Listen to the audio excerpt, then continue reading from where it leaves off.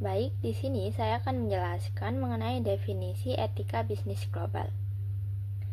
Secara sederhana, etika bisnis global adalah kompas moral yang mengatur bagaimana perusahaan multinasional atau MNC bersikap ketika beroperasi di luar negeri.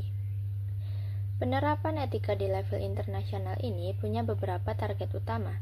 Yang pertama yaitu untuk menyamakan persepsi, yakni menjadi penengah agar standar moral perusahaan dari negara asal tidak bentrok dengan nilai-nilai di negara tujuan. Kemudian yang kedua yaitu untuk menyetop standar ganda, yakni memastikan perusahaan raksasa tidak aji mumpung memanfaatkan longgarnya hukum di negara berkembang, misalnya dengan merusak alam atau membayar upah murah. Kemudian yang ketiga yakni untuk menjaga nama baik, yaitu membantu perusahaan terhindar dari boikot konsumen atau masalah hukum yang bisa menghancurkan reputasi bisnis mereka dalam semalam. Kemudian yang keempat atau yang terakhir yaitu untuk menciptakan pasar yang sehat, yakni memastikan persaingan bisnis internasional berjalan secara jujur dan transparan.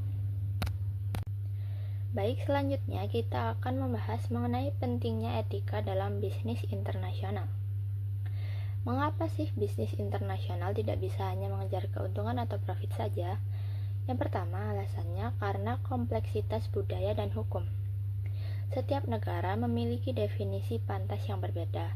Tanpa panduan etika global, perusahaan akan mudah terjebak dalam pelanggaran hukum atau norma lokal. Kemudian yang kedua, karena kekuatan korporasi versus negara.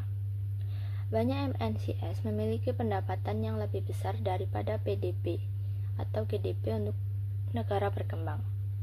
Etika ini diperlukan agar kekuatan ekonomi ini tidak disalahgunakan untuk mengintervensi kedaulatan negara lain. Kemudian yang ketiga, karena tuntutan konsumen modern. Konsumen global saat ini semakin kritis. Mereka menuntut produk yang dihasilkan berasal dari proses yang etis atau ethical sourcing. Kemudian contoh nyata penerapan etika bisnis global. Untuk yang pertama yaitu ada hak buruh. Perusahaan seperti Nike atau Apple mengawasi pabriknya di luar negeri agar tidak memperkerjakan anak-anak dan memberi upah layak. Kemudian yang kedua yaitu anti suap, yakni larangan keras memberi uang pelicin kepada pejabat asing demi memuluskan izin proyek. Kemudian yang ketiga yaitu fair trade, yakni perusahaan seperti Starbucks membeli biji kopi dari petani lokal dengan harga yang adil agar mereka sejahtera. Tantangan etis globalisasi dan bisnis global. Budaya dan konflik etis. Yang pertama, perbedaan budaya dan nilai. Apa yang dianggap etis di suatu negara bisa dinilai berbeda di negara lain.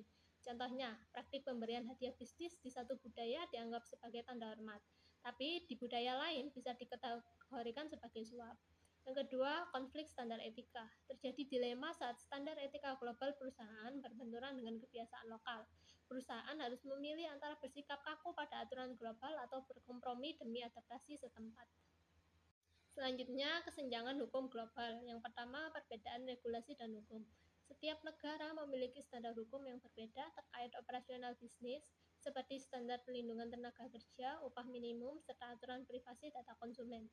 Yang kedua, tantangan yurisdiksi. Perusahaan multinasional seringkali tergoda memanfaatkan celah hukum di negara berkembang yang pengawasannya longgar, sehingga memicu perdebatan moral meskipun secara hukum formal tidak melanggar aturan setempat.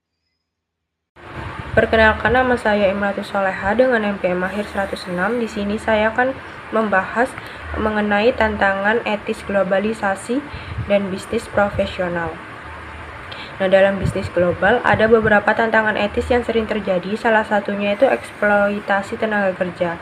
Nah, demi mendapatkan keuntungan besar, masih ada perusahaan yang memperlakukan pekerja itu secara tidak adil, misalnya memberi upah rendah atau memperkerjakan anak di bawah umur. Selain itu, ada juga masalah korupsi dan suap. Di beberapa negara, pengawasan yang lemah membuat perusahaan bisa melakukan praktik bisnis yang tidak sehat. Hal ini tentu merugikan masyarakat dan membuat persaingan bisnis itu menjadi tidak adil. Jadi globalisasi memang membuka banyak peluang bisnis, tetapi juga menimbulkan tantangan etika yang harus diperhatikan. Selanjutnya, saya akan membahas dampak lingkungan dari bisnis global. Jadi, bisnis global itu juga memberikan dampak yang besar terhadap lingkungan. Contohnya, seperti penambangan emas dan tembaga, itu menyebabkan kerusakan lingkungan dan hilangnya lahan alami. Yang kedua itu ada produksi minyak sawit, dapat menyebabkan penggundulan hutan dan kerusakan habitat hewan. Yang ketiga, itu ada produksi kapas yang membutuhkan banyak air dan bahan kimia seperti pestisida yang dapat mencemari lingkungan. Nah, dari contoh-contoh ketiga tersebut, kita bisa melihat bahwa aktivitas industri itu dapat menimbulkan polusi dan merusak ekosistem. Baik, di sini saya akan menjelaskan mengenai prinsip advance etika bisnis global. Pada prinsip advance etika bisnis global, perusahaan tidak hanya mencari keuntungan, tetapi juga harus memperhatikan dampak sosial dan lingkungan. Yang pertama adalah sustainability atau keberlanjutan. Perusahaan dituntut menjalankan bisnis yang ramah lingkungan, misalnya mengurangi limbah, polusi, dan penggunaan sumber daya berlebihan. Tujuannya agar bisnis tetap berjalan tanpa merusak lingkungan untuk masa depan. Yang kedua yaitu corporate governance global atau tata kelola perusahaan global. Perusahaan harus memiliki sistem yang transparan, jujur, dan akuntabel agar terhindar dari korupsi maupun penyalahgunaan wewenang. Dengan tata kelola yang baik, kepercayaan investor dan masyarakat juga meningkat. Yang terakhir adalah ethical leadership. Pemimpin perusahaan harus menjadi contoh perilaku etis seperti bersikap jujur, adil, dan bertanggung jawab. Karena budaya etis dalam perusahaan biasanya dimulai dari pemimpinnya. Selanjutnya yaitu tren etika bisnis global di era digital. Di era digital saat ini, etika bisnis global juga berkembang mengikuti kemajuan teknologi. Salah satu isu penting adalah etika dalam penggunaan teknologi dan AI. Perusahaan harus menjaga privasi dan data konsumen agar tidak disalahgunakan. Selain itu, penggunaan AI juga harus adil dan tidak menimbulkan diskriminasi. Kemudian, perusahaan global juga memiliki tanggung jawab digital, seperti menjaga keamanan informasi pelanggan dan menghindari penyebaran informasi palsu atau manipulasi digital.